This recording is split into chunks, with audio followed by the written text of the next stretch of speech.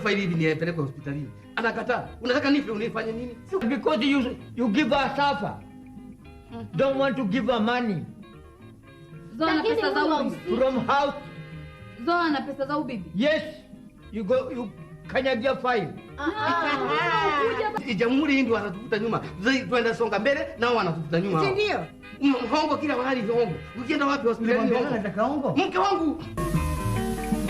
Allahumma salli ala Muhammad wa ala ali Muhammad. Muhammad sallallahu alaihi wasallam alitufundisha kuwa kila kiungo cha binadamu hutoa sadaka kila siku jua linapochomoza, kwa maana kila kitendo jema huwa na thawabu. Sadaka yoyote iwe ndogo au kubwa ina thamani kubwa mbele ya Allah. Hebu tufuateni yale Mtume sallallahu alaihi wasallam aliyotuamrisha ndio tupate usalama, lakini sivyo bali tutaishi kwenye maisha ya dhiki.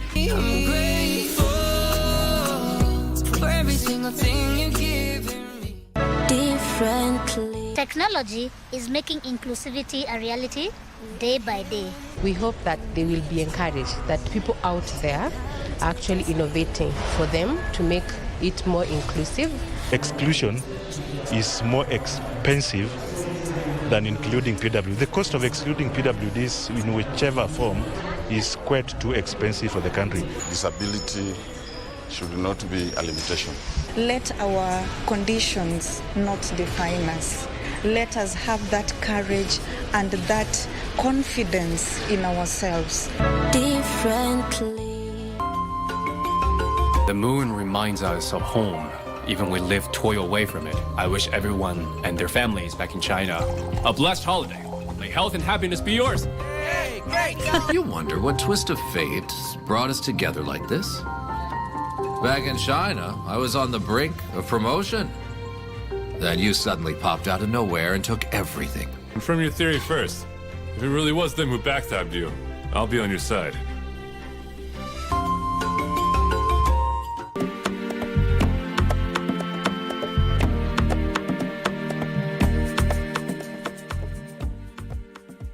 Kenya is strategically placed in the whole world to be right in the middle of the equator. The seasonality of rain all year round guarantees that we have a wildlife resource. As a ministry, one of the biggest things we are keen in incorporating is communities to be part of our conservation agenda, to get some economic benefits from it, and to ensure that our protected areas are well managed and conserved.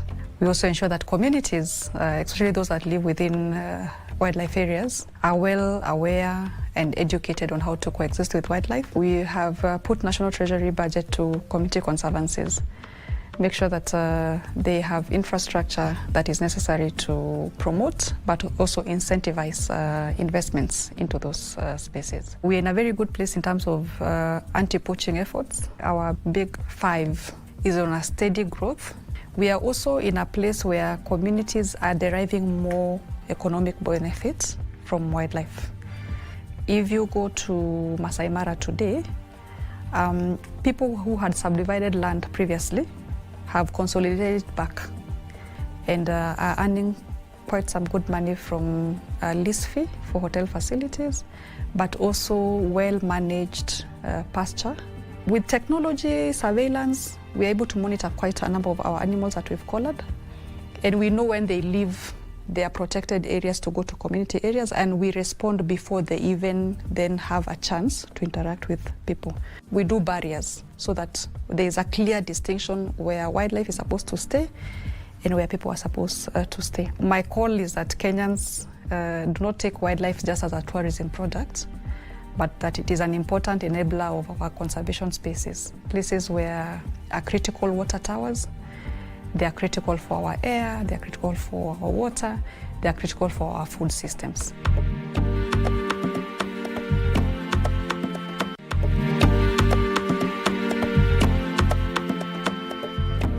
My name is Vishal Shah. I am the CEO of the Northern Rangelands Trust.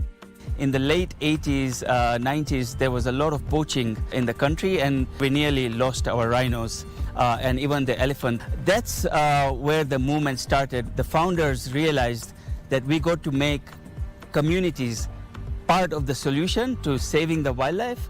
We cannot antagonize them. We have to bring them in. Northern Kenya hosts the second largest free-ranging herd of elephant in Kenya. And it is communities that protect these elephants and make sure they're not poached. So you could find the elephant that leaves Meru National Park and we can travel all the way to Marsabit National Park, all the way to Sibiloy and back. We have amazing attractions, including the Matthews Ranges, the Ivasoniro River ecosystem, and the communities host Africa's only community-based rhino sanctuary called the Serra Rhino Sanctuary. And apart from that, we have other community-based lodges that are world famous, and there's potential to expand that tourism into many, many more. We work very closely with the government to make sure that the wildlife is secured, so there is a great product for our visitors to see. Tourism has amazing potential to earn more income, not only for the government, but for the communities. Communities themselves earned more than 150 million shillings from tourism income, and more than, I would say, 10,000 visitors to northern Kenya. We work very closely with the government to make sure that the wildlife is secured, so there is a great product for our visitors to see. My commitment to visitors who come to northern Kenya is that they will have an unforgettable experience. They will want to keep on coming back to experience the magic of northern Kenya.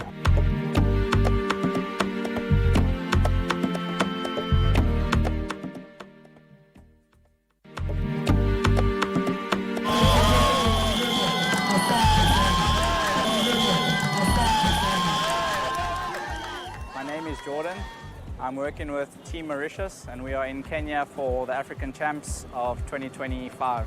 Every year we're seeing the developments of the African Championships. We're seeing better organization. We're seeing riders being more prepared coming to these events. A lot of the African riders are starting to spend more time in Europe and they're bringing a lot of the knowledge back to Africa. So I think overall it's a really good thing for countries that maybe aren't as advantaged as other countries to get the opportunity to learn from the countries who are gaining more experience. So yeah, it can only be good. Generally, our riders have felt safe cycling on the roads. Everyone drives their cars quite relaxed. They don't seem in too much of a hurry, which is quite important for the cyclists. So I think it's a good place to explore by bicycle. I flew from South Africa to Nairobi, and I was very pleasantly welcomed by the friendliness of the people at the airport. Everyone was very kind and happy to help me, which was quite pleasant. And then from there, I've connected to Mombasa, and I really enjoyed the drive from Mombasa down to Diani. I was just looking at all the trees and the wildlife and all the baobabs. So yeah, it's a special place. It's definitely worth visiting. We have explored the beaches here in Diani. It's really beautiful, white, long beaches. It's really clean, not only on the beach, but even throughout town. The water is incredibly warm. I didn't expect it to be that warm. Yeah, overall, I'm pleasantly surprised. Today is Sport Day. We meet many countries and make friends and cycle together. The work today has been very good.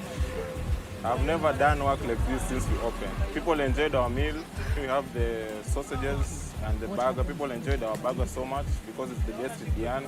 And also we have best sausages in Diani. Tourism is up today. All hotels are full. Today, I don't think if you did not book your bus or your train, no vacant today.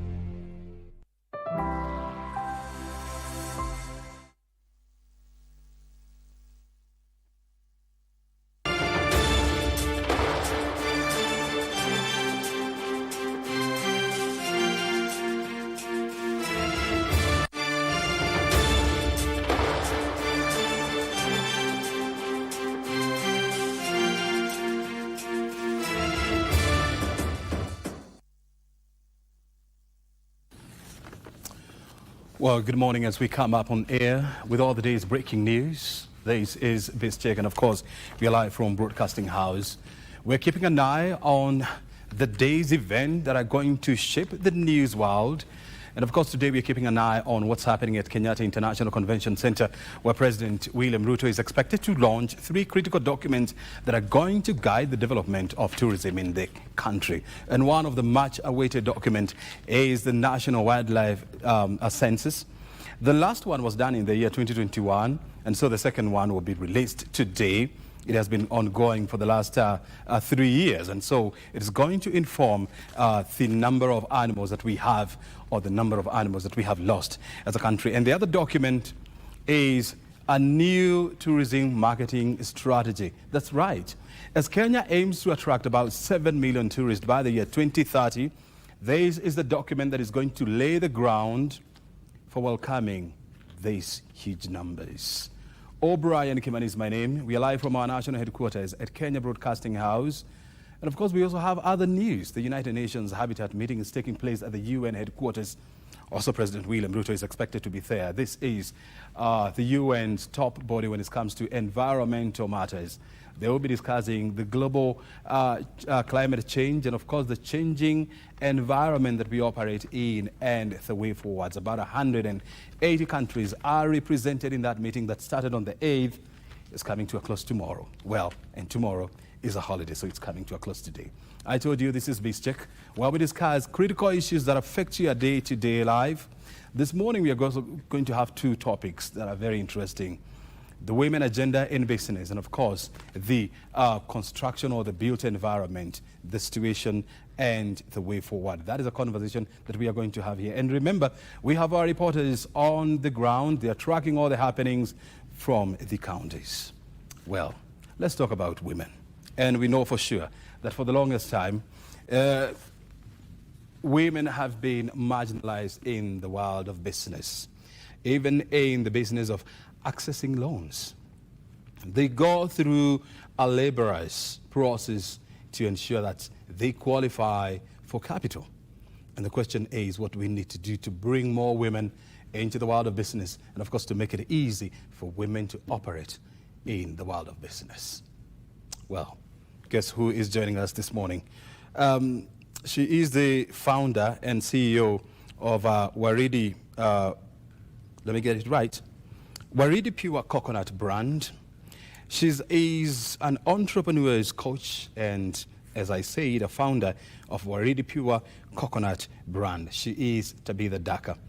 She's going to help us understand what role is she playing together with others to advance the women agenda, not only here in Kenya, in Africa, but around the world. My name is O'Brien Kimani. At O'Brien Kimani is my Twitter handle. At KBC is our Twitter handle. Tabitha, thank you very much indeed for joining us this morning. Help us understand what is the status of women in the business world. Thank you so much, Brian, for having me here. It is a pleasure. I must say that women in entrepreneurship, I would say that women hold highly the economy of this country, and I might say in Africa. Mm-hmm. By this, I say this because women have come out boldly to own businesses that are bringing value to Africa.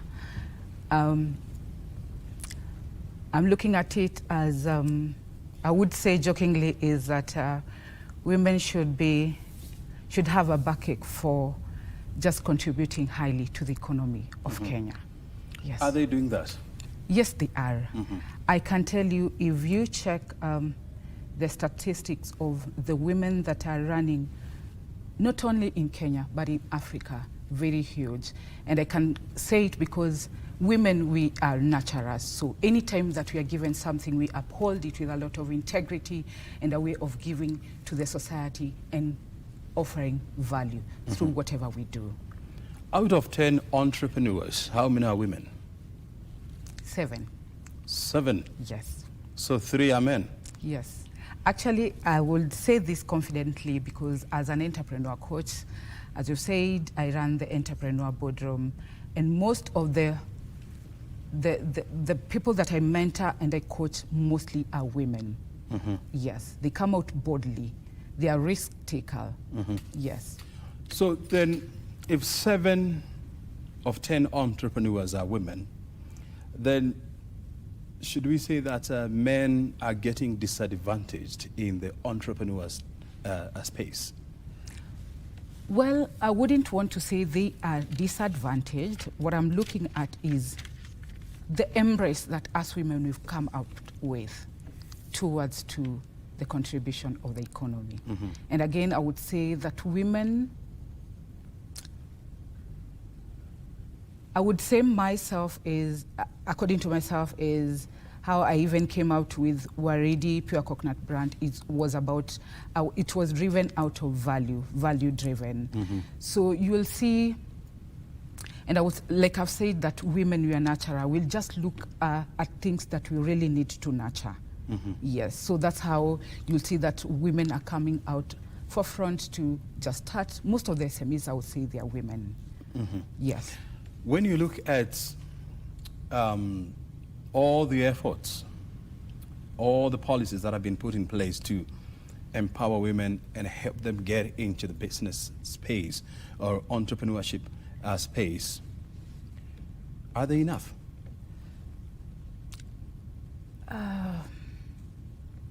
We are still struggling. I wouldn't say we are yet there. And I would say that in relation to what I do with, I run as well Ujuzi Dada initiative. Ujuzi Dada, it's a program that empower and equip women in the rural with the skills. And I would say when I go back to the grassroots that I engage women, I would say we are not yet there. We are way far away from getting there. So there's a lot of policies to be put and a lot of awareness to be put across. And especially when it comes to the skills empowerment, because not everyone is meant to the corporate, but I can assure you if well policies are put and also the aspect of the financing is well put, things can get better. Yes. You see, when you look at the global population, we're almost achieving what we call the gender parity, whereby you have 50% men, 50% women.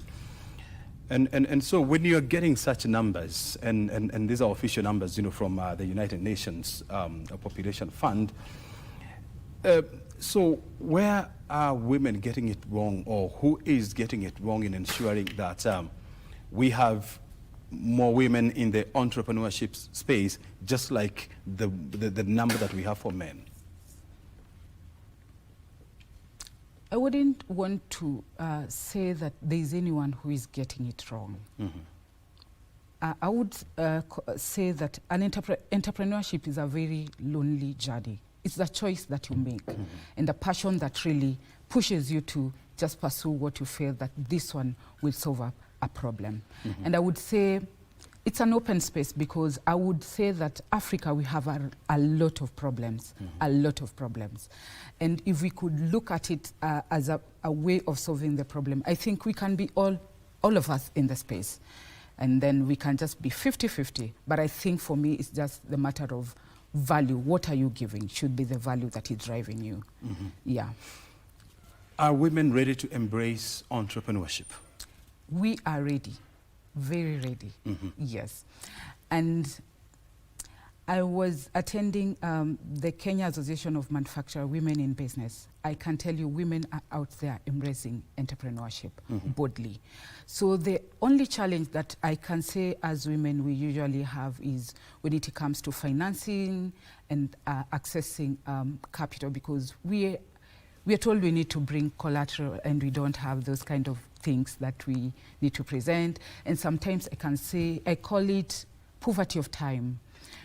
24 hours, my 24 hours as a woman and 24 hours as a man, it's totally different. For me, I do a lot of things. I have to be in the business and run it so well. I'm still a parent. I need to run a home and all that, as opposed to a giant who is running a business. So you'll find sometimes but you're even a giant who is running a business is still a parent. Yes. And they also have a home. Yes. But I can tell you that it's more inclined to women. So sometimes you'll find that our 24 hours is not enough. But again, I'll also say it's also very good when you have a very good support system. as a woman. So who is holding women back from getting into their entrepreneurship? Is it the tasks they handle every day? Is it the society setup? Is it education? Is it man? Is it the environment? Who is standing at the door of opportunities for women? I will look at it this way, that when you're focused to do something, and this is what I will tell a woman, there shouldn't be any barrier. You should come out boldly. I usually say, dare and dominate. Dare, do, and dominate. For me, the only, and I will speak for Waridi, which is my brand. When I started, what was a bit of a challenge is accessing capital, because, and of course I was supposed to start small, but also there was a challenge of capital, so I had to go step by step, as opposed to if I had money, I would have gone full force. But again, I would say some policies, again, are put, again, they're not favoring women, and also the society as well. Sometimes we are looked at, we are supposed to be in the house. Sometimes we are looked as, you didn't go to school, you should be in the corporate. But people, I appreciate that the change that is coming, that people are appreciating that it is a passion that I'm really following. It's not about all these other things. So there are others, the environment is there that can really derail you, but it's also very good that you come out boldly and embrace what you really want to pursue. And also, the contributor is that, are you solving a problem? That should be very key. You should be solving a problem. You're bringing in the concept of problem solving. For you to get into a certain space, I mean, you must first of all identify the solution that you're bringing to the table. You must understand the problem.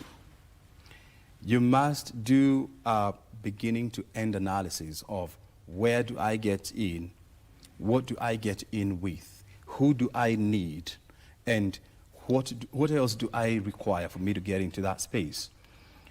When you are interacting with women, does this come out clearly?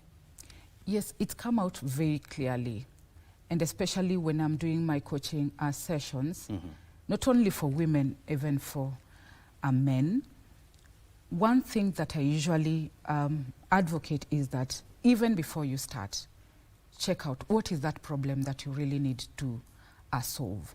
Anyone can start anything, and there are so many ideas out here, but are you solving a problem? Remember, even whatever you're about to start, it's not new. It's not new, it has been there, but what is your why? What is the motivation behind what you really want to start? Like I said earlier, that Africa, we have a lot of problems, and if you come out boldly and see what the problem that you can crack, if you can crack that question, it can really come out so boldly. And then the other thing is that I usually talk about, it's not what you want to start or what you can do, it's how you do it. Yeah. It's how you do it. It's how you do it. I want to take you back in time to September 5th, back in 1995, when thousands of women gathered in Beijing for the World Conference on Women. And one of the issues that was discussed was how to ensure that women get more access to capital. Women get equal opportunities. Government creates equal platforms for women. How to develop policies that are going to drive women's participation in economic development. Yeah. Why are we still discussing these things 30 years later?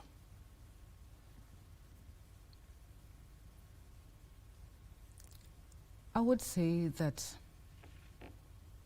maybe there has been a breakdown in how things run and the acceptance of women in business. The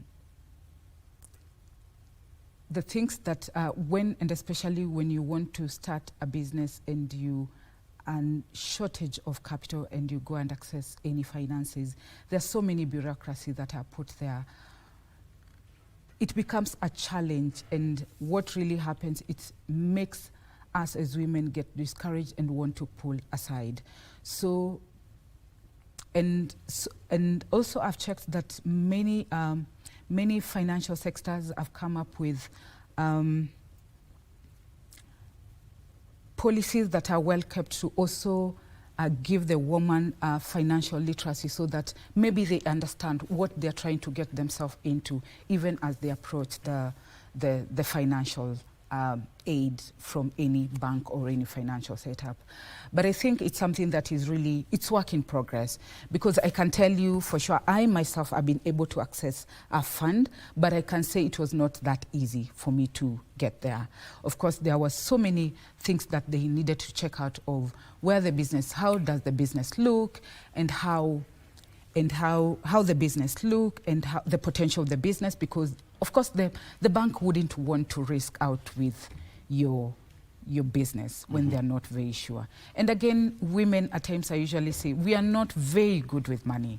So there's a lot of literacy that needed to be given to us. But we are slowly getting there. The thing is that it's getting, it's a work in progress. It's work in progress. Yes. I mean, one of the documents that was signed was the Beijing Declaration and Platform for Action, which was signed by about 189 countries, and Kenya was one of those countries. And when you look at the steps that we have taken since that time, and we're talking about 30 years, are you convinced that as a country we have made the right steps and we are heading in the right direction when it comes to mainstreaming women in the socio-economic development agenda? Yes, I can say 50% convinced. 50%? Yes. Why 50%? Brian, I can tell you, we are not yet there. We are not yet there. Where are we? There's a lot that really need to be done, and especially when it comes to embracing women. And this is the assurance that I can give. If a woman is well supported, a woman is well financed, I can tell you I can give you maybe 40% can be contributed by women in business to GDP. When women are well nurtured, and especially in the space of entrepreneurship, they can really contribute highly to our economy.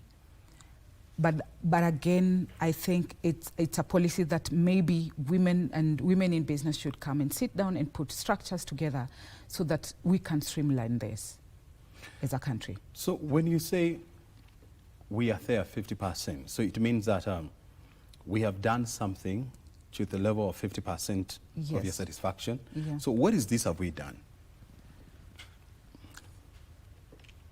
There are so many platforms that the government has given us as women. We can showcase what we do, and also these programs that are coming to support women, the banks that are coming to support women, give financial literacy, empower women with skills, and also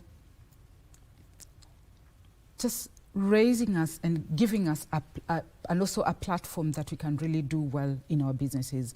And I'll also want to say what I've seen the Kenya Association of Manufacturers does to women in manufacturing, because I'm part of that, is very incredible, because they're uplifting us. They become our voice, and even when it comes to matters of taxation, because that is where we mostly look like we gamble at times, because we don't know what exactly we need to do. And also a lot of information that is out there to help us understand how to run our businesses. So I would say it's getting better, and I can see great things. You can see great things? Yes. So what haven't we done right? I would say is women need to be given more spaces. More spaces? Yes. What kind of spaces? To showcase what they do, to be given equal opportunities as well, and also the support when it comes to capital financing. I will speak so much on that, because that is where we have so much in us that we can give out and contribute to the economy, but now the aspect of capital becomes a problem. Yes. Let's, for example, take the case of Kenya. 30 years ago, we never used to have a ministry dedicated for gender mainstreaming and looking at the affairs of both men and women. Today we have. 30 years ago, we never used to have a special advisor on women. Today, the presidency has such a position. Yeah. So is it proper to say that we are making strides? The question is whether are we making the right strides? Because you could be moving, but are you moving in the right direction? Yes, we are. From that, they become our voices to speak what really is the problem from the grassroots. So those offices, I believe, when they are put there, they speak on our behalf, and then things get streamlined. So I can say we are getting to the right direction. Yes. When you look at the number of women who come to you for mentorship, for coaching on matters entrepreneur, what has been the trajectory since you started this business? And you've been in it for 5 years? Yes. For the last 5 years. Yes. So from where you started in the year 2020 to where you are now, what has been the trajectory?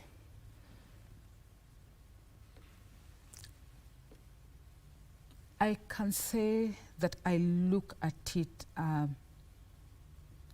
give or take, I'll give it good, not below average, I'll give it good, because I can see women coming out so boldly, and they've already made up their mind that this is what I really want to do. And again, I can tell that it's either the corporate is pushing them out and passion is pulling them. That's how I look at it. Because how they come and having packaged themselves, it's a good thing. Focused and ready to solve a problem. Yes. Do you believe in the concept of gender mainstreaming? Yeah. Yeah. What is your understanding of gender mainstreaming? I would say that putting across the understanding that this is what we can all do this together. We can all do this together. This is not for this particular gender, and this is not for this particular gender. But we bring the forces together and we channel to the same end goal. Yeah. Is it happening? I would say yes, to some extent. To some extent. To what extent in a scale of 10? 8. I'll give it 8, yes. So that's a very good qualification. It's not bad, it's very good. I would say it's good. I'll give it good, I'll give it 8. Yes, yeah. What do we need to do to achieve the other 2 points that are remaining for us to get 10 over 10? I think it needs to be clear that we are all equal. That we are all equal? Yes. Yeah. When it comes to the table, we are all equal. Yeah.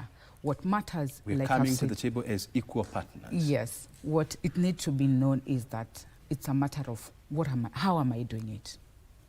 How am I doing it? We are equal, but the thing is, how am I doing it? I've had this conversation that we should be advancing equity rather than equality. Do you believe in that? Do you believe in equality or in equity when it comes to gender mainstreaming? Equality, yeah. Equality. Yes. That all of us, we are coming to the table as equals. Equal, yes. None of us is coming with better abilities or better natural disposition. I don't think so. I think that the only differentiator here is how are you doing it? What are you bringing? Because you can bring the same thing together on the table, but what value is there? Yeah. And so then the question comes, so who should create that awareness? Is it women? Is it men? Is it both? Both. Both? Yes. Is it happening? Well, I see women come out very strong than men. Women are coming out strongly than men. Yes. Which is a bad thing in itself. Yeah, but I would say that this other gender also should come out boldly as well. As boldly. Yeah. I have heard this. There is a certain school of thought that believe that the last 30 years, the world has spent, you know, in empowering women. And the world forgot that in empowering women, there is also a role in empowering men. Yes. And of course, helping them to stay empowered. And that's why now we're having a situation whereby we men are taking the back seat. Do you subscribe to that school of thought? No, I don't. Why I don't is because I don't think women are empowered to create any fear or any trigger at any given point. Because as a man, you also want a woman who is empowered, definitely. So I don't think it's something that should make men take the back seat. I think they should also channel just to support and we come out strongly. So I don't think it should be something that should create fear or create a different narrative. Let not be looked as if that we are putting the boy child aside. In your mentorship classes and in your mentorship programs, when you interact with the women, what comes out as the biggest barrier into getting into the space of business and entrepreneurship? Women, at times, they say it is tough there when you meet this other gender. They look at them as not able, and then it also brings a friction because there's also that a woman is coming out boldly. There's that thing that is making women be afraid of just coming out boldly. They were meant to just stay at the back in the house, and now they are more empowered and they're coming so boldly. So there's that trigger from men just looking at them that this is not your space, you should be somewhere else, not here. And you come out so confidently, this is what I want to do, this is what I want to tackle. So at times, but I usually put it across that even as you come out boldly, there's also an aspect of just making that there's peace even in the market. Doesn't necessarily mean that because you're good at this and this other person, this other gender is not good, it should bring any friction. So there's also the problem of every time they keep on saying that I'm not able to do this because I cannot access this because I'm not able, I can't get there. So it keeps on derailing them most of the time. So those are the challenges most I find with women. Other than that, I think women are just out there to just make change. Women are just there to make change. Yes. What are your final thoughts on this topic? Women should come out boldly and embrace and give value. And what I can say is that if women are well supported and well held together, they can highly contribute to the economy of this country and more in Africa. And we, like I said from the beginning, is that women are natural. So anytime that they are given something to uphold, they do it with a lot of diligence and excellency. Yeah. Very so good. I give women the credit to just dare, do, and dominate. Dare, do, and dominate. Yes. I think we can wrap it up at that point. Yeah. A beautiful point indeed. Yeah. Dare, do, and dominate. Yes. Tabitha and Daka, thank you very much indeed for finding time to be with us this morning, and of course, helping us understand where we are in terms of gender mainstreaming and of course, bringing more women into the entrepreneurship space. Thank you so much. Your time much. and insight is highly appreciated. Thank you so much, Brian. Very good indeed. It was a pleasure. Tabitha and Daka is an entrepreneur's coach and founder of Waridi Pure Coconut brand, joining us this morning to help us understand what we need to do as a society to bring more women into economic as well as entrepreneurship stage. You're watching BizCheck. It's now coming to 11 p.m. and of course our next conversation is on how to safeguard our built environment. Architect Lawrence Gitau is the director at the National Building Inspectorate. He's joining me shortly so that we can have a look at that conversation. You're watching BizCheck.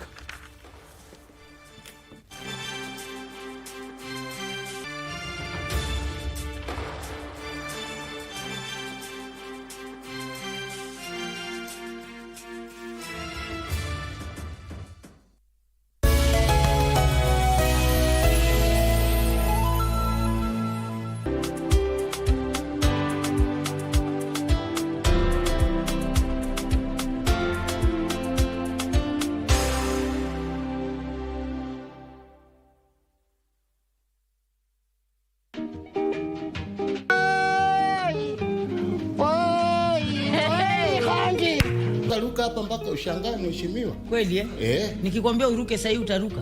Si leo. Hakuweza kufika. Watoto walikuwa stranded pale. Sasa mimi niko hapa nasikia, yeye yuko hapo asikii. I want people who are chini bwana. Who is your teacher? I did not teach like that. Ulifunza aje? Nilifunza. Why? Are you prefect? Yeah. Wewe prefect anakujia wapi? Uko na artistic look. Oh, wow. Really? Yes.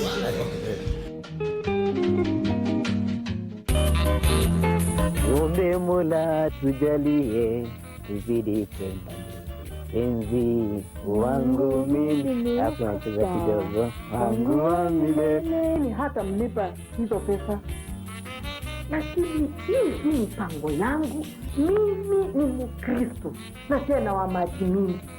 Umesahau maagizo ya nyumba hii? Hakuna anayetoka mezani hali kila mtu amaliza kula. Unasikia? Sasa watakaje? Tunamtaka mwanangu, mtoto sifuri, lakini nimefaulu miaka hii yote.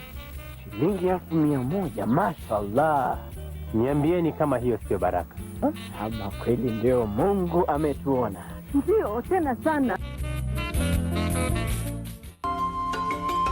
The moon reminds us of home, even when we live toil away from it. I wish everyone and their families back in China a blessed holiday. May health and happiness be yours. Hey, great! You wonder what twist of fate brought us together like this? Back in China, I was on the brink of promotion. Then you suddenly popped out of nowhere and took everything. Confirm your theory first. If it really was them who backstabbed you, I'll be on your side.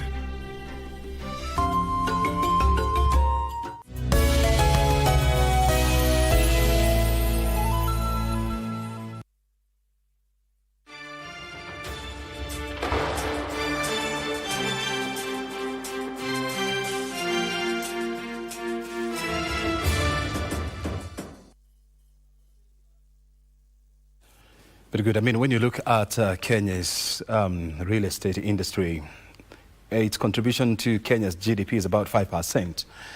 And it's an employer of an estimated 700,000 people.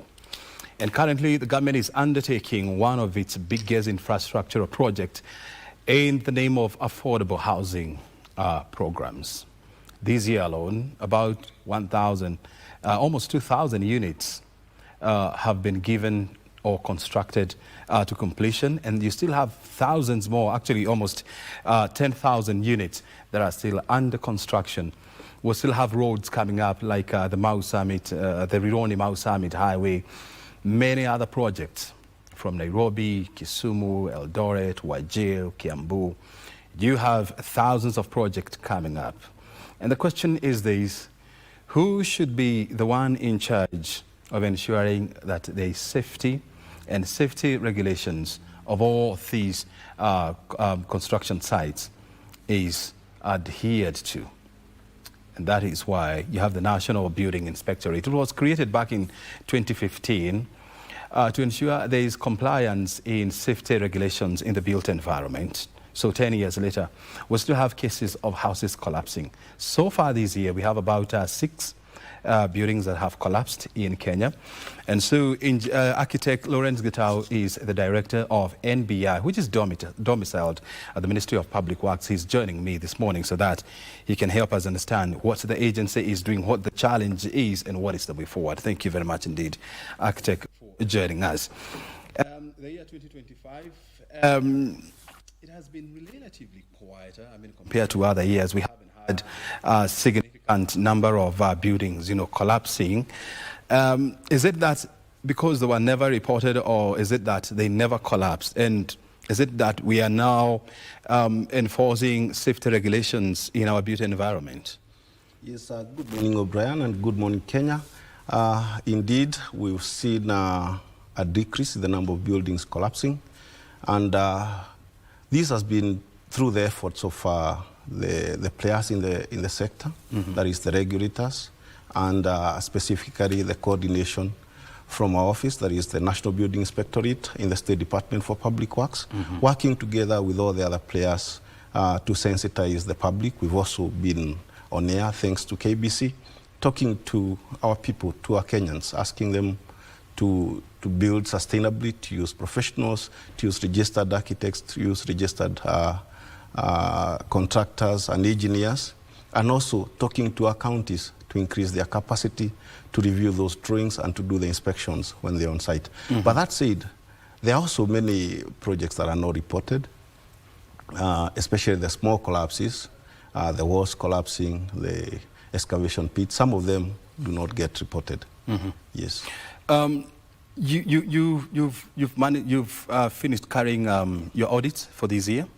How many buildings did you audit? This year, we do them as per financial year. So say by July, I would want to give the tally by July. We had inspected and audited about 600 buildings. 600 buildings? 600 buildings. From the 1st of July? Yeah, last year. Oh, last year? Yes, to 2024, you mean? 2024-25 financial year. That is 30th of June 2024 to 1st of July 2025. But you did how many? 600? 600. Yeah. And these how many did you do in 2023-2024? We had done about 1,500. 1,500? Yes. So this is a drop by almost 50%. Yes, we are facing challenges of funding. You know, to move around the country, you need funding. But unfortunately, the State Department at large and the National Building Inspectorate has been seriously underfunded. We are currently talking to Treasury. We've talked to the members of Parliament. We've also talked to the Senate. They've heard our plight.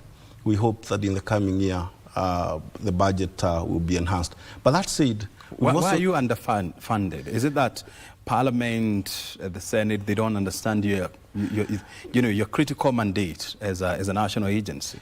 It appears that there are some people somewhere in government who do not understand our mandate, unfortunately. In government or in Parliament? Or I mean, you know, budget happens in Parliament. It also happens at Treasury. Yes. So you'll find that at Parliament, at some point, we have money. When it goes to Treasury, it's not there sometimes. From Treasury, we have money. And then when it comes to Parliament, you're not there. Then there's also this thinking that there could be other agencies that are performing the same roles as us. So if they're given up funding, then there's some feeling that maybe we do not need to exist. But as I've told you, we are the state. We are the big brother that is in charge of the whole building. Every other person, every other regulator is in charge of a small part in the building or in the construction industry. So we are the state. We are the government who is in charge of the whole building and in charge of all the other regulators. So we have a critical role on quality assurance that the professionals are doing their job, the regulators are doing their job, the building approvals at the counties, that is the departments for building approvals, are also doing their job. So this role, which is very critical, unfortunately has been underfunded. But that said, is that we've also moved from the sort of inspections we were doing earlier on, that is blanket inspections. We started doing risk profiled inspections. So we talk to the counties, we don't go indiscriminately inspecting, and they highlight to us the areas or the buildings that they would want us to inspect. So the numbers may be low, but the impact of the few buildings that we inspected, because they are a sample of the notorious ones, they give a real good picture of what's happening in the field. Look, when you look at the built environment, I mean, you know, there's various players and regulators. One of them is the Engineers Board of Kenya, which is in charge of regulating engineers.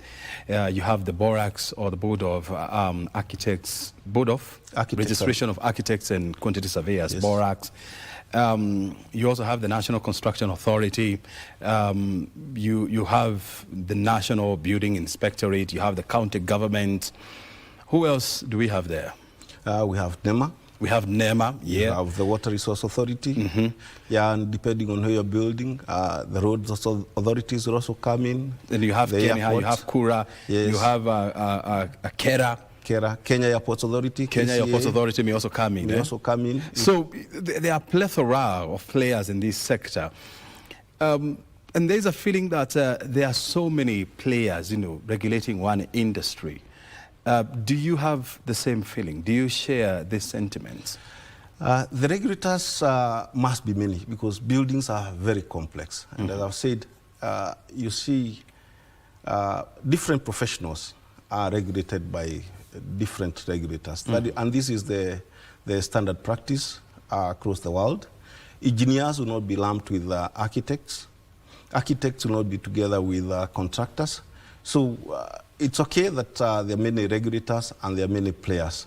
But what has been lacking is the coordination of these players. So the inspections, the approvals often are in a silo. So NCA will reject a project or will issue, say, some orders, but the county doesn't know. The county may stop a project, but the National Building Inspectorate doesn't know. NEMA will reject a project, but that is just on there. So you'll find projects where one agency has either disapproved or has given some orders, but since the other agency or regulator doesn't know, then the project will continue to be constructed.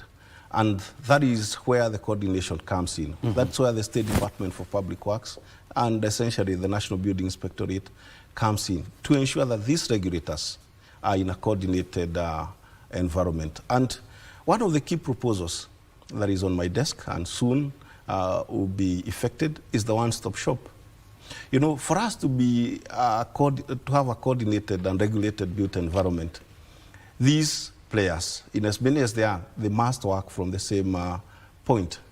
And the best practice out there is you have one point that is one-stop shop, where buildings are approved, where everybody gets information, where the public is able to see what's happening, so that there are checks and balances in the process.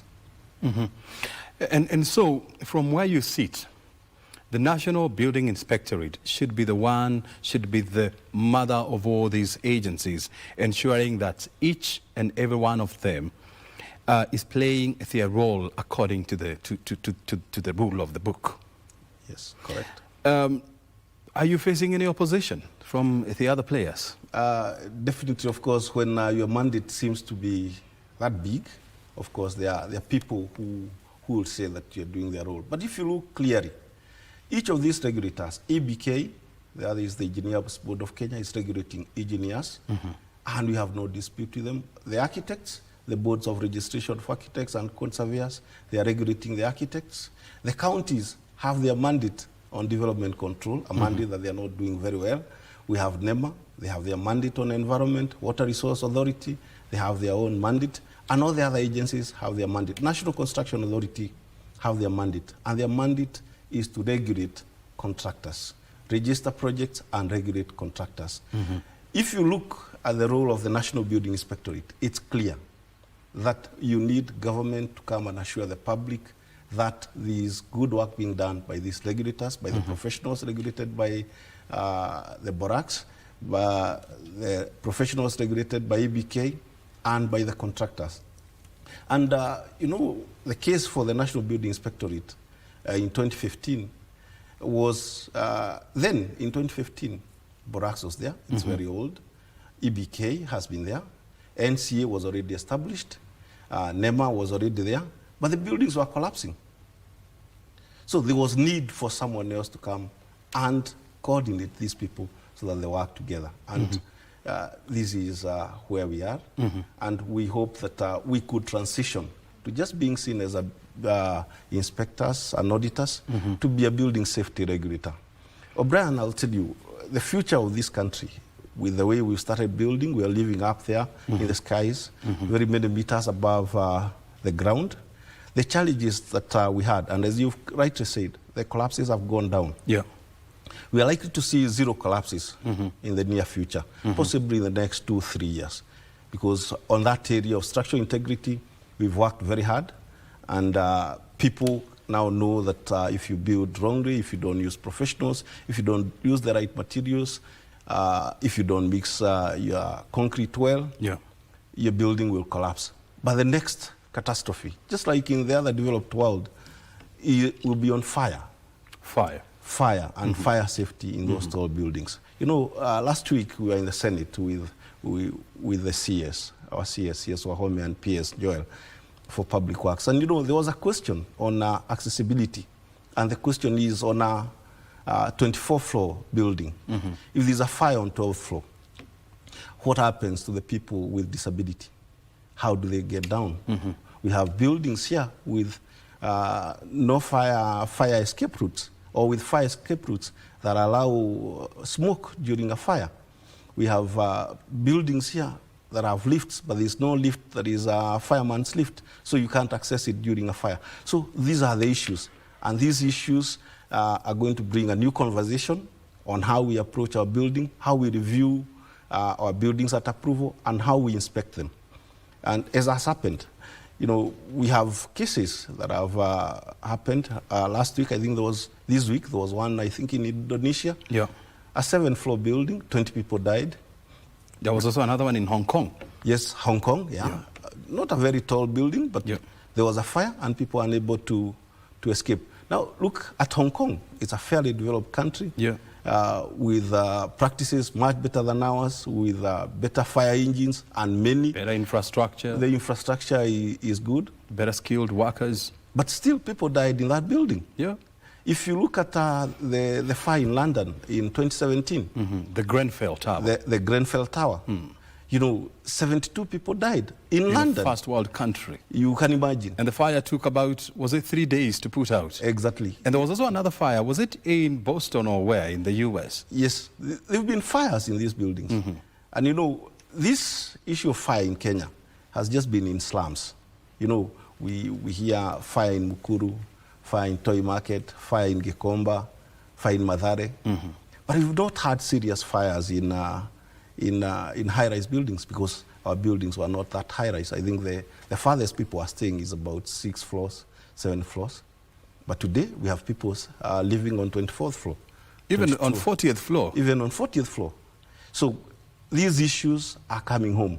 And I saw some designs for a residential unit that is coming up in Westland, which is going to be about 47 floors, purely residential. Yes. And you imagine, you have a 47 floor building where you have multiple dwellings, many people in there, many households. And then you ask, how was this project approved? Was it approved the same way as my 3-bedroom apartment in Kitengela? Was it approved the same way as a 5-story building in somewhere else here in Nairobi? The discussion we are having now with the counties and as part of the multi-sector team is to ensure that these projects are reviewed at planning level, depending on the risk that they pose. In fact, we have a discussion at the State Department for Public Works to redefine what are projects of strategic national importance. A project 40-something floors, a project like the one NSSF wants to do, that's a project of strategic national importance, because if that project fails, the impact to not just the owners and the occupants, to the people nearby, is going to be significant. It's significant, yes.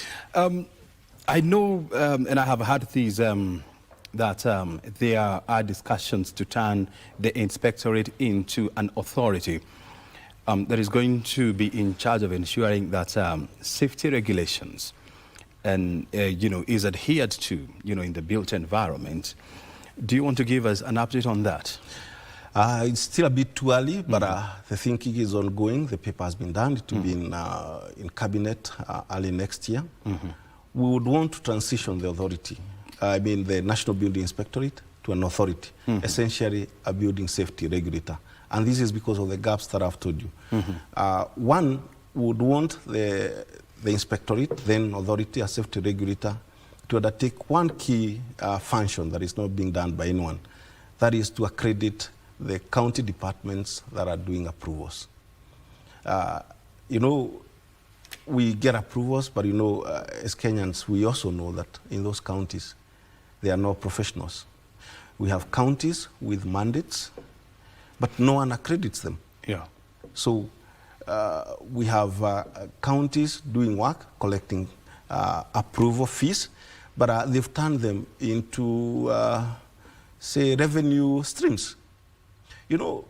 This discussion without a big brother, without an authority, we'll continue to have these counties do the things they're doing.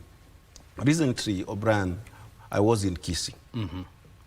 In Kisii County, and I'm sure my governor is listening because I told him the same, we do not have an architect, we do not have a single engineer in the building control department. Kisii County. Kisii County. And you know, Kisii County, if you look at the diaspora remittances report from Treasury, Kisii County is receiving a lot of money from the diaspora.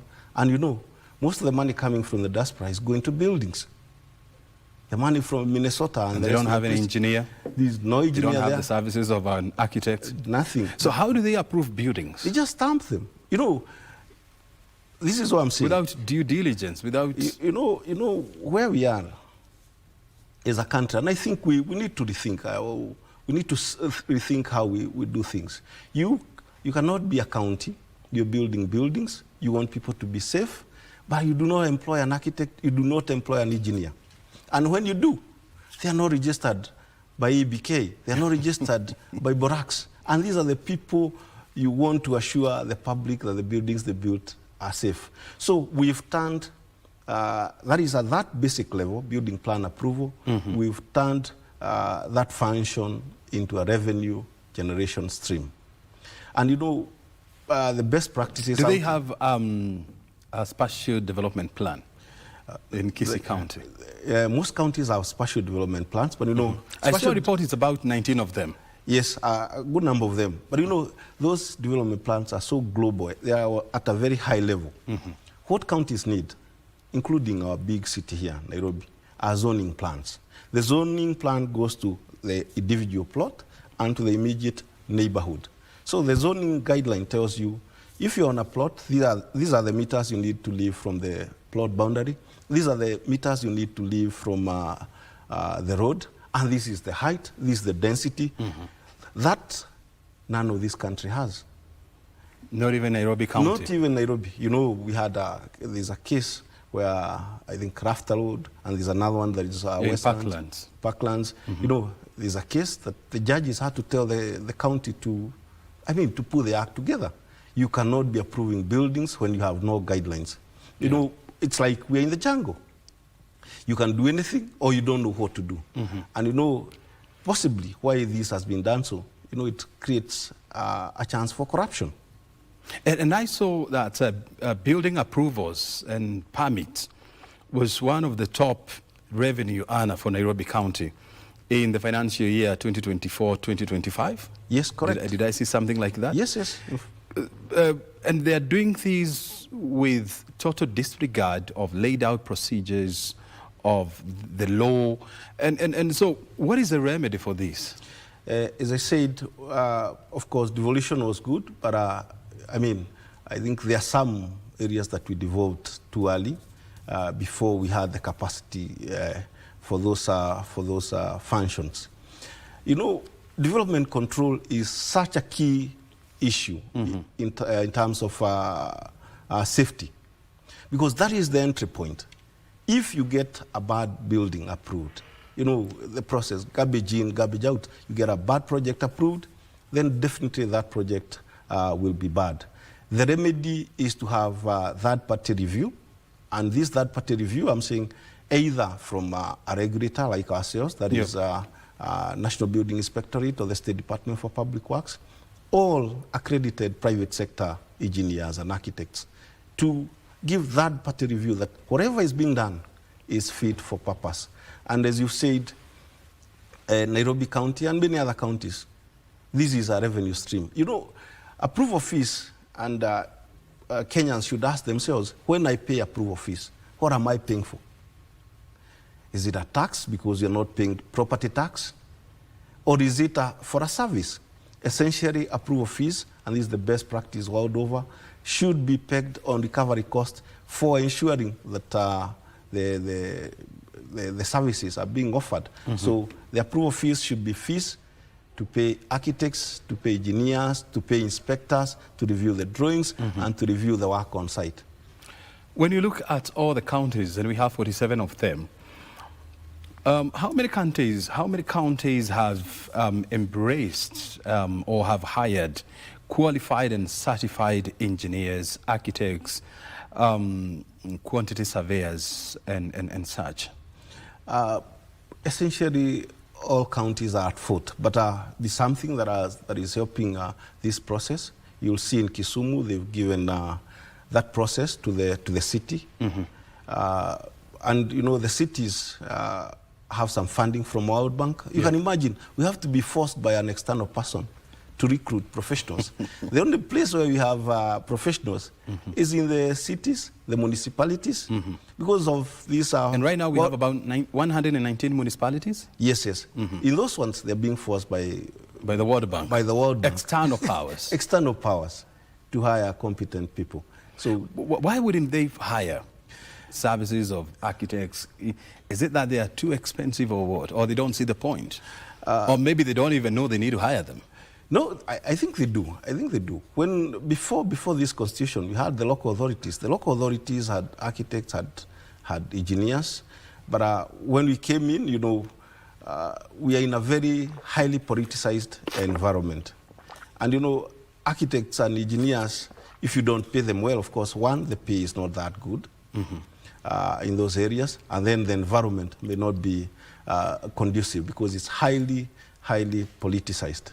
But beyond that, I think we also have a people. You know, we can blame government for not doing its job, but essentially our people also love shortcuts. They are not keen on hiring professionals. So it starts with us.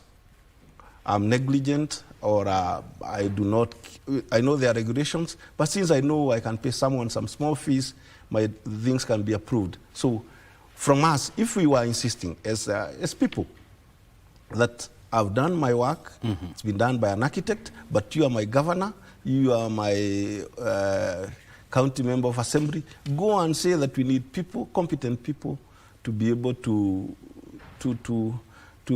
be hired or to be procured.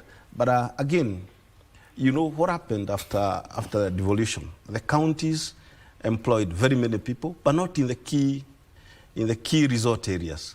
So since hiring people is a way to get voters, is a way to please constituencies, it's a way to give back to the blocks or to the wards that gave you more votes. So the counties have a lot of, I mean, if you look at how much they're using of their revenues to pay staff on recurrent expenditure, they've already surpassed the limits as per the law. They're all above 30%. Yeah. So essentially, they would want to hire, but they have no resources. Others have other issues, complex issues, and these are also the way we structured that approval process. The planning regulations also have a weakness. They're not very keen on who should be in that department. So you find the staff establishments, and this is what we are reviewing with the counties. We started with Kisii. You look at their staff establishment, in as much as I'm saying they don't have an engineer or an architect, there's no provision for one. But they're doing the services of an architect or of an engineer. But they have, in their staff establishment, they do not have architects, they do not have engineers. So it's a systemic failure, it's a systemic problem that needs a solution from the system to let people know exactly what needs to be done. You see, when you look at counties and the way they are structured, the county assemblies are supposed to play the role of oversighting the county governments. They're supposed to oversight what is happening in that county in terms of hirings, in terms of operations of county affairs and so much. Then you have the governor, who is in charge of ensuring that administratively the county is governed the right way. And then you have CECs, who are like cabinet secretaries or ministers, if you like. So who has failed in ensuring that counties are hiring the right professionals with the right certification and the right qualification? I think the largest responsibility lies with the governor. With the governor? Yeah, the governors of our counties have the mandate because they are the CEOs of those counties. You know, in these issues, what is lacking is leadership. So if the governors have the will, the political will, to hire the right people, it will happen. But that said, the MCAs, as you said, the members of county assemblies, they have a very serious role to oversight. But do the MCAs know that it's part of their oversight to ensure that there are safe buildings in those counties? I think their thinking is money, roads, health, but our buildings, no one sees, you know, we've been so accustomed that buildings are just something else. We've not put them at the center. But you know the effect of poorly planned buildings, the effects of collapsing buildings, and as I said, in the near future, unhealthy buildings will be very serious on people's lives, and it's already happening. Studies have been shown that if a person lives in a building that is bad or in a bad neighborhood, the chances of being delinquent, the chances of getting arrested, spending time in prison are very high. So we must see that having good buildings, having sustainable buildings, having healthy buildings is a serious contributor to having a healthy and a sustainable population. When you look at the counties, is there a county that you'd applaud for somehow sticking to the rules of the game and doing it the right way? Unfortunately, O'Brien, there's none. Kisumu is trying. Kisumu is trying. Kisumu is trying. They're trying in which areas? You know, Kisumu, they have engineers. They have engineers. Yeah, and if you walk to Kisumu, you'll find it's clean, you'll find it's orderly. You'll not see the things you're seeing in Kisii or the things you're seeing here in Nairobi. So Kisumu is very orderly. Mombasa, there's political will, but I think the politics around there and the history do not work in the favor of the county. And of course, being a bit far from Nairobi, and as I said, with the politics, there are issues of barriers to entry for architects and engineers to set shop there. So this political will, but the impact is not there. Nakuru County? Nakuru is bad. Nakuru is bad. Nakuru is bad. You know, Nakuru was doing very well some time back. But now as we speak, Nakuru has had 2 systems of approval. We had an online system that was working. And you know, this thing you get a governor comes in, finds a system, Nakuru, Kiambu, you throw away that system, you get another one. And then halfway through, you submit online, but that's just for submission and invoicing. You still need to get plans, circulate them to all the wards, follow people. You know, you can imagine today people in Nakuru, people in Kiambu are printing documents.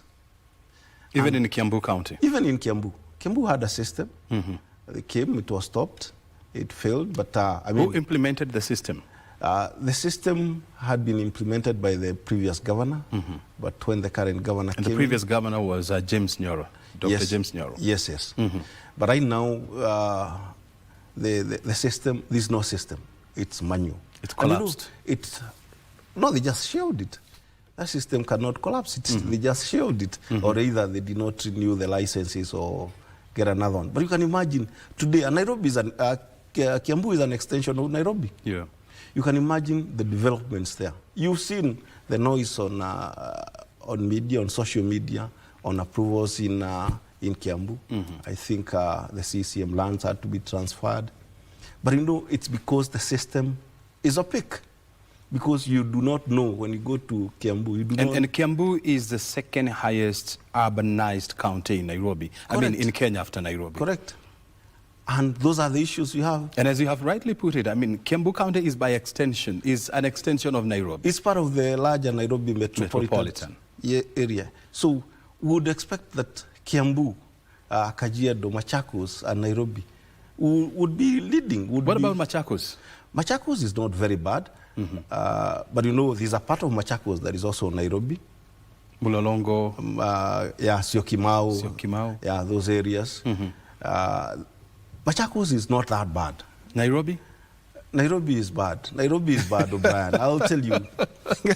It's the center of, it's the capital city of Nairobi. It's the center of power. It's the center of all the bad things. So why are we doing badly as Nairobi? You know, I look at our people, and you know, we have developers who've come. Mm-hmm.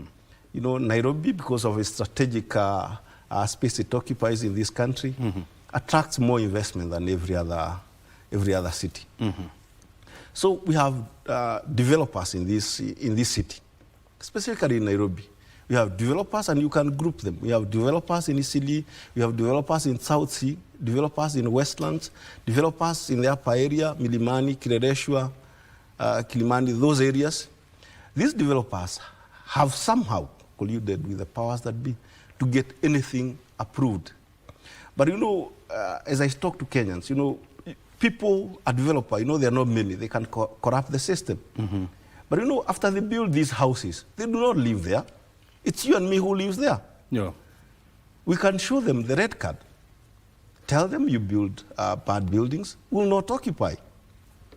And they will be forced to play by the books. Right now, if you go to Isiri, it's beacon to beacon buildings, yeah. Apartments in there with no light, apartments in there with no ventilation. The same thing is happening to Parklands, Fifth Avenue, and the rest of the spaces. If you go to Kirereshwa, same thing almost. Kirereshwa, not beacon to beacon, but when you live 1 feet or 2 meters or a meter from the boundary, then you go 24 floors. It's beacon to beacon in Kiambu? Kiambu, beacon to beacon. If you go where I was saying Kisii, is just as bad. So when you do these buildings, mm-hmm. essentially what the Kenyans should do, because the buildings, some of them have been put up, we are making efforts to ensure that whatever else will come in mm-hmm. Will not be that way. When we receive the plans being circulated, especially through NEMA, mm-hmm. we make our comments, and we hope these comments are effected. So in future, this may change. But for the current stock, I would ask the Kenyans, if you want to rent that building, or if you want to buy that apartment, it looks nice, has nice lights, nice mm-hmm. paint, it may not collapse. But as I said, the next issue will be fire. Please let it be inspected. And our county governments, in their fire departments, are wanting. They don't have proper search and rescue services. I am hearing there is a growing discontent in the way some of these counties are being run. And as you rightly put, some of these counties are of national strategic importance. A county like Nairobi. Nairobi is not just important for Kenyans. Nairobi is important for Africans and for the world. It's the diplomatic hub of Africa. It's now competing with Ethiopia. There is a growing call that we need to relook at the management of some of these strategic cities. And there are a number of them. You have Kisumu, you have Mombasa, you have Eldoret, you have Kiambu, you have Machakos, you have Nairobi. There is a growing realization that these counties and these cities, they need to be managed by proper professional bodies appointed by professional agencies, be it the Public Service Commission, be it the Office of the Presidency, and such. Do you agree with this? I fully agree. You know, these cities or these big urban centers are too important to be left in the hands to politicians. You know, something happened in this country where we think politicians are leaders. Politics and leadership sometimes are very different. Mm-hmm. You know, and it's not right that we should be able to elect the person who regulates us. Mm-hmm. Nowhere in the rest of the professions or in the rest of the world, you can appoint your regulator. O'Brien, you are regulated by the media council. You cannot go and vote, all of you, who will regulate you. The regulator must be government, must be someone whom you can't threaten. But now what is happening with the counties, the governor is, elected by the people. Mm-hmm. So if the people decide to do the things they're doing like now, we decide to build beacon to beacon, we decide to disregard all planning laws, we decide to kill the neighborhoods that we found, because you see, when you go and build beacon to beacon, essentially you make that sector of the economy die or decay, and you undervalue those properties. So when you have a people, and these are businessmen, and a good number of them with very deep pockets, they may be able to buy the system for some time. We cannot let our country, our city, our future in the hands of people who can be bought with small money and they have no vision for the country. Let me ask you, Brian, you've traveled through the expressway towards the airport. If you look to this side, there are apartments that are rising next to an airport. Yeah. Next to Wilson Airport. Who approved them?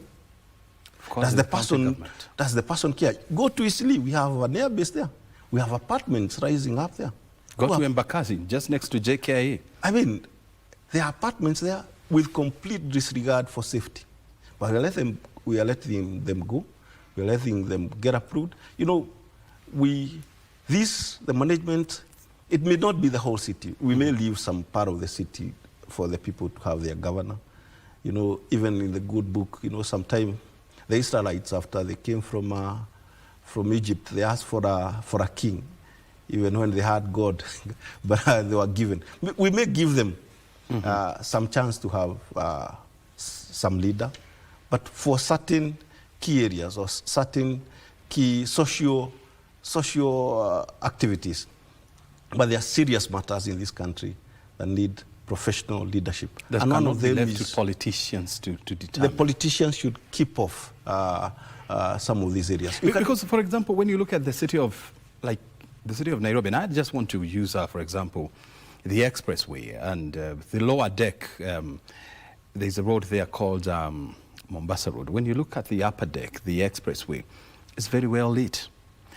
It's very well organized. If there's an accident, it is addressed very fast, sure, and traffic starts to move. On the lower deck, you have the old Mombasa Road. No working lighting. The furniture, the road furniture is chaotic. You have trash along the highway. And this is the first interaction of visitors to Kenya, because the moment you get out of JKIA, you connect to Mombasa. And so some of these cities are too important. They're not just, Nairobi is not just important for Nairobians. True. It is important for the rest of Kenya. It is important for the rest of the region, Africa, and the world. And so the Nairobi, the National Building Inspectorate, I mean, you are in the Ministry of, forgive me if I get it wrong, the Ministry of Housing. It is the Ministry of Lands, Public Works, Housing and Urban Development. I am very much interested in urban development. Correct. And so your ministry is the one which should spearhead urban development. What is the ministry saying, and what is the ministry doing when we see the kind of chaotic development agenda that we are witnessing in our urban cities, in our urban centers? The ministry at large, I mean, the ministry and especially the Department for Urban Development, together with Public Works, we are working with counties. Mm-hmm. One of them, we have quite a number of donor-funded projects to bring capacity to the counties, like the one I'm telling you on municipalities. Yes. The funding that is going into the counties and that is forcing the counties to get the professionals is through the ministry. Beyond that, we are sensitizing the counties, and we are rethinking some of the regulations, and especially the physical land use plan. You'll see the other regulations, like the other acts of parliament, like the National Construction Authority is also right now under review. So we can see. But beyond this, there's something else we want to do. You know, the counties came, but I think we did not, some of these, as I said, some of these departments, we had not thought them clearly. At some point, there was thinking that public works is devolved, urban development is devolved, and the staff that was left at the ministry were very few. in both departments, public works and even in urban development. If you look at what we've done, and now this is where we're moving, urban development was left to do markets, some street lighting, some bit of planning, national planning, a bit of it. But in terms of checking and assisting the devolved counties on matters development, urban development, we had no feasibility. We didn't know what they're doing. So right now, as we speak, there's a system that is being developed where the cabinet secretary, that is the minister, would see what's happening at the counties so that everything is visible. But right now, we've just been having every county working like they are in a different country. They have their own laws, they have their own politics. Yeah, but we are moving towards doing something. Help me understand this. I mean, the president has been talking about moving Kenya into a first world country. And he's working with a timeline of 2035. With counties the way they are structured, can they move us to Singapore? Maybe O'Brien, I would ask that question a bit differently. With us Kenyans electing the sort of leaders we're electing at the counties, are we going to get to Singapore in 2035? And the answer is no. We must change. You know, I want to start from Kenyans. You know, when you elect that MCA who cannot read or write, if you elect that governor who has no vision, just had money to bribe people around and get into a position, I mean, we can't get there. Because, see, the president has a vision, and a very clear vision. But you see, the president cannot achieve this vision without the rest of the country. And you know, there are two governments. There's a devolved government, and there's the national government. They must be in the same, we must be in the same page. You know, part of being like Singapore is ensuring that the place of professionals is safeguarded. But if these are the counties where you find they have hospitals with no doctors, they have doctors who go on strike and we do not want to pay them. We have, as I've said, urban development departments with no architects. We have revenue officers stamping buildings. We have towns. Revenue officers. Revenue officers. We have towns. Stamping building approvals. Exactly. It's a, you know, the people. Isn't that a criminal offense? It is. But, you know, our regulations are also very weak. You know, so who should regulate that and ensure that the right people are stamping the right documents at the county level? Essentially, the county should self-regulate. But for it to self-regulate... If they can't? If they can't, there is need for the state. Because and this is where NBI comes in. That is where NBI and the State Department for Public Works come in. Because, you see, the issues of safety in buildings or elsewhere cannot be left to one player. Because it's everyone. Yeah, so there's the need for the state to come and regulate and check if we have inspectors in a county, in Machakos, are they competent? If you have development control officers inspecting buildings, are they competent? Is their process, also competent? Is it good? How often do they check? We have National Construction Authority officers. They're going around, they're inspecting. Is what they're doing, are the officers going there competent? Is their process also good enough for purpose? Because, you see, we have buildings that collapse. Like now, I'll give you an example, the last one in Kisii. When we went to Kisii, we had gone to do two things. One of them was to check on a 5-story building that had collapsed at the beginning of last month in Nyankonga area. That building had approved drawings. By the county government? By the county government. That building had, the project had been registered by NCA. It had a NEMA license. And supposedly, the engineer was passing on that site. But if you just go and see the quality of work that had been done there, you want to ask, yes, there were stamps, yes, there were approvals, yes, there were inspections, but were they effective? You know, and this is where, as I said, the national regulator or the state comes in to ensure, yes, you went to site, yes, you inspected, but did you inspect anything? Did it add value? And you know, there's something else that that has been happening in this country. You know, people, you see, they are players, they are risk owners in projects. There's the developer who puts in the money.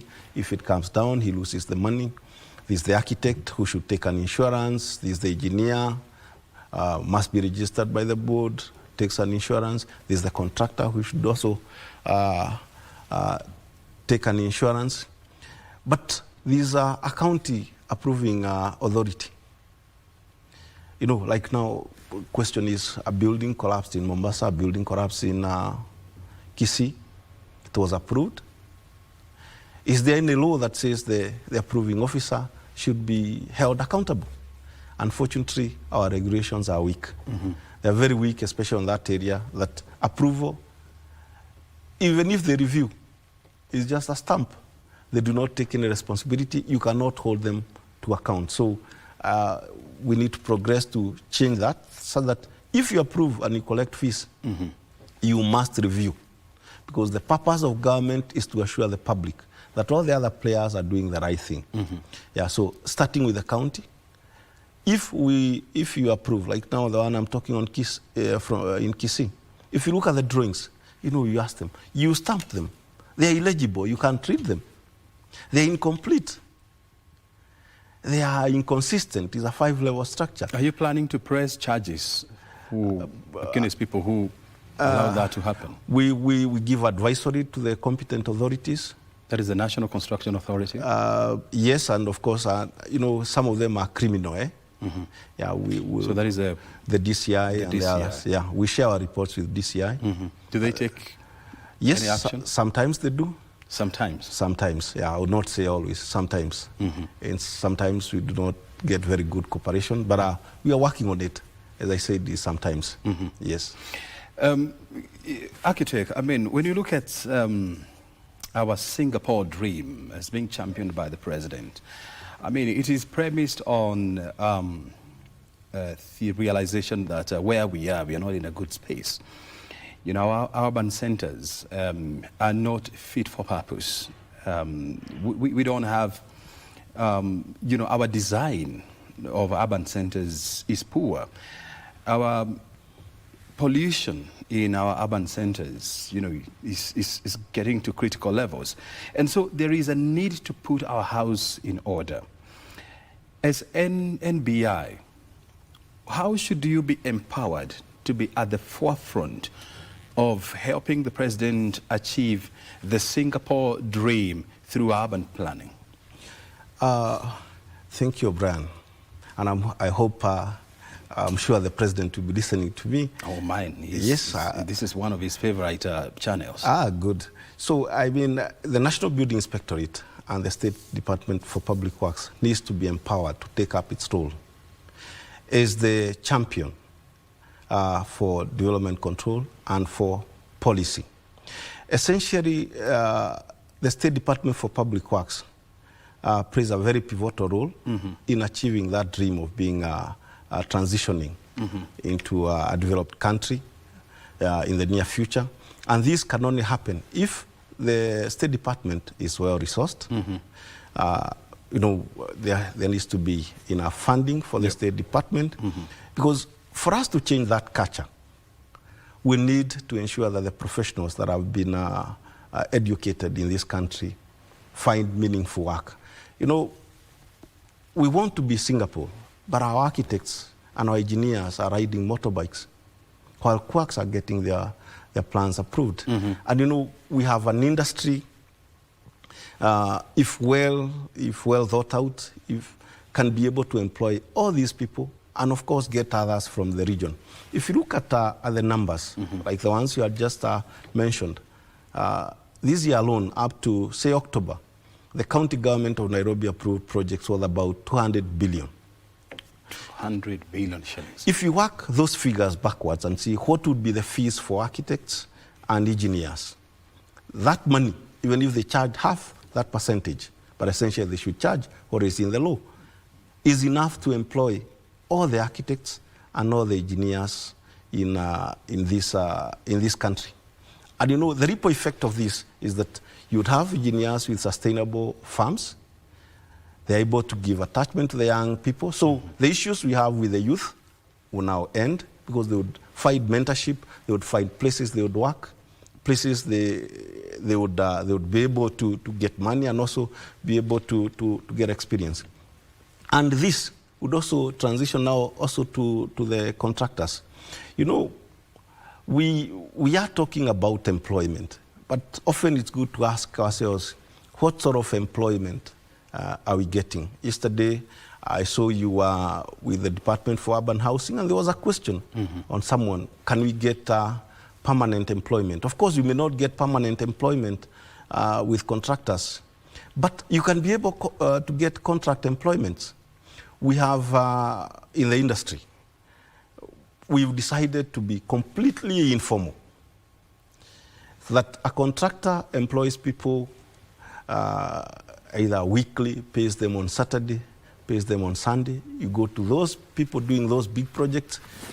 Maybe the only person could be on a short-term contract is the foreman or somebody. The rest, they just come and go. You know the effects of informality. If you are not assured that you get a salary at the end of the month, you cannot be able to secure some facility from the bank. So the goal would be to resource public works and to get the National Building Inspectorate as the steward of a system that would transform the industry and formalize the work. And this, we've already conceptualized it. If we had a one-stop center in approval and building management system with stewardship from the State Department for Public Works, we would be able to formalize all these processes, ensure that our architects and our engineers are well employed, they have enough work, ensure that our regulators, ABK, Borax, and the others also do their job, and NCA as we speak. And with this digitized system, where we have sustainable offices, sustainable contractor firms, and sustainable regulators. You know, our regulators are also suffering. You can imagine, we have a regulator like Borax, with no government funding, relying, this year they also reduced the funding for EBK. You know, you have a regulator in charge of such a key component of the vision, but with no funding. Wow. So Borax is relying on the small fees or the small charges, license fees per year to survive. So in that way, you find they'll not have staff. They'll not have enough staff to move around and essentially get their mandate. And the same with the State Department.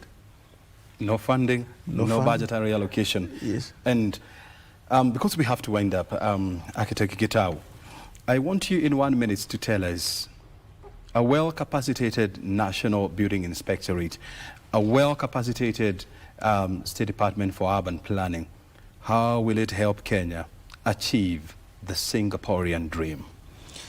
A well-facilitated and supported and financed State Department for Public Works and National Building Inspectorate will be able to have presence in the whole country.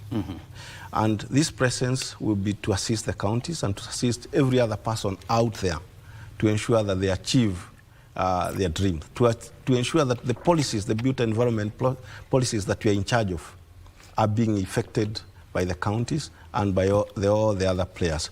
So a State Department that has presence, like say Ngao, where you have chiefs and everyone all the way to the grassroots. But this can only happen if you have enough resources, if you have enough, that is financial and human resources, to be able to be in those places, to be able to be in those discussions at all the ministries and everywhere. And this way we would be able to, of course, as I said, be able to be that, play our part as that important cog in achieving the vision that the President has for this country. Very good. Architect, thank you very much indeed for joining us this morning. Now it's afternoon. And of course, for being generous with that insight. Your time is highly appreciated. Thank you very much, O'Brien. Very good. Well, you have been watching This check coming to you live from our national headquarters here at Kenya Broadcasting Corporation. I can see the time is coming up to 12:01, and we must give way to Kurunzi Mashinani. But I just want to leave you with this thought. The president has been very keen. Next stage. And he has been giving an example of Singapore. And what makes Singapore very unique among societies is the fact that they are highly efficient. That is number one. And things. And number two, people make the systems to move.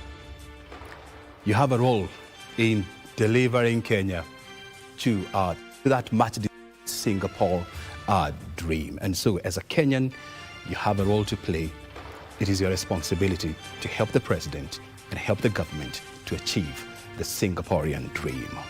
My name is O'Brien Kimani. Thank you very much indeed for joining us. We've been here for the last almost 2 hours, oozing nothing but great conversations around empowering women in business and, of course, safeguarding our built environment. This is what we do every Thursday.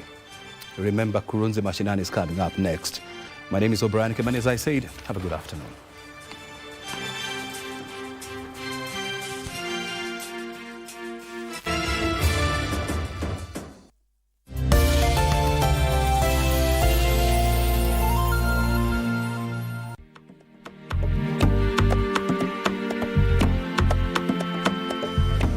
My name is John Yegon.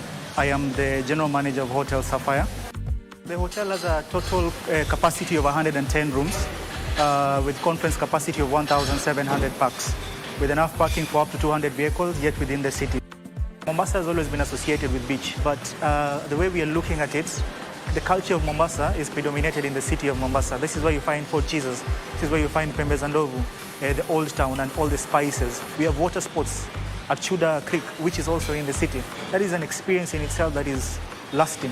What I will say is that we are changing the narratives, not strictly to just the beach, but also selling the culture of Mombasa, so that we can bring in the numbers into the city as well. And I can say that is part of the reason that we increased our capacity from the time we opened with 32 rooms and now to 110 rooms.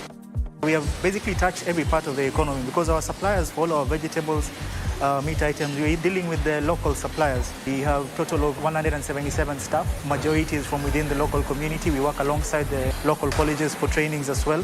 Even the local vendors of Madafu and everything else, because that's one of our welcome drinks. So we're bringing in business and that's really helped the local community, including even the tuk-tuk drivers. Majority of the appliances that we have, including the fridges, the kitchen equipment, through TRA we can apply for a waiver of duty for anything that is coming to the hotel, since we are investing within the city and within tourism.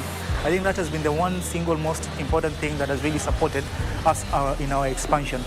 The projection for hotels has been on an upward trend, and Mombasa has really grown. Our targets for KTB, which is 5 million, if we hit that, my God, I mean, it's a plus for everyone. It's a plus for our suppliers, it's a plus for our transporters, it's a plus for our fuel and diesel suppliers, it's a plus for employment, and it's a plus for foreign exchange earning. So there's no going wrong with tourism. There's absolutely not going wrong with tourism.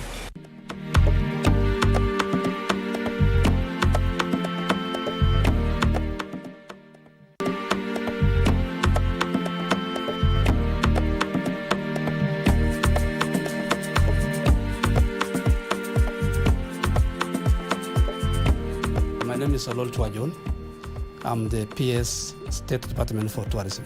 Before COVID-19, we had 2.04 international arrivals, but after COVID, they came back to 870,000, and then by around 2023, 1.4 million.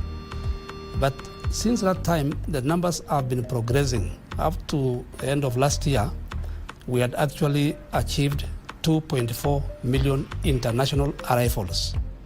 And the amount of money relating to that also increased, because in 2023 we had 268 billion Kenya shillings in revenue, and of course in 2024 moved to 452 billion just from the international arrivals.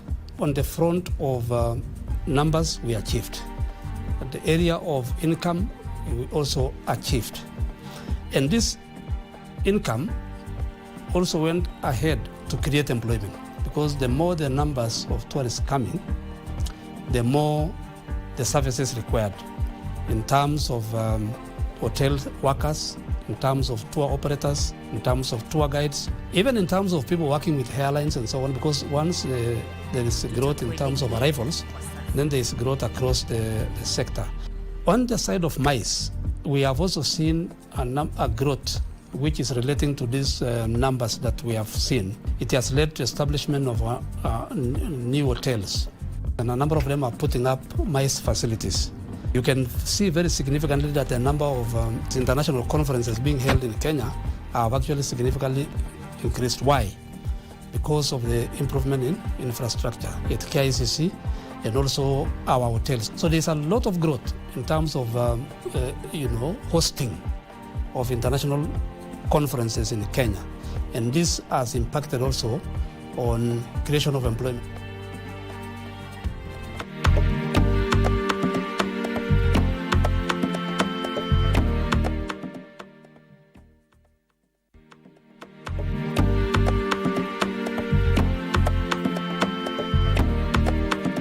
Jangwani is an eco camp that is carved along the beautiful shores of River Tana in the Kimathi, Kiharu constituency in the great county of Murang'a. Jangwani, we pride ourselves in providing safe, authentic and real hospitality experience to everyone across the world. We have multiple activities here at Jangwani. We have whitewater rafting, which is one of the most thrilling and exciting activities we offer, going down the river, staying just by the waterfall here at the camp itself. We also offer zip lining, where you can fly across the waterfalls. We have archery, we have team building and nature walks. Jangwani is like a financial ecosystem for the region, because we mostly get our supplies locally, and through that we are able to sustain so many livelihoods. We're also an employment center. We employed locals. The fact that we are next to a river, we are responsible for the water, how clean it is, how we make sure that it's maintained and that we care for it as much as possible. And this is where the fish eventually will end up also being cleaner when we eat it. In this regards would be to protect the nature as much as possible, like respecting what we do have, making sure that if anything were to happen, that the trees and the nature that is around this area are taken into account in every step and every decision that is made. And I think that is the most crucial part of this business specifically, seeing that the potential and the beauty of this area, this region, and I feel like we are a huge part of showing the rest of Kenya and the rest of the world the power of Jangwani and the power of Sagana and the community that we have and we build.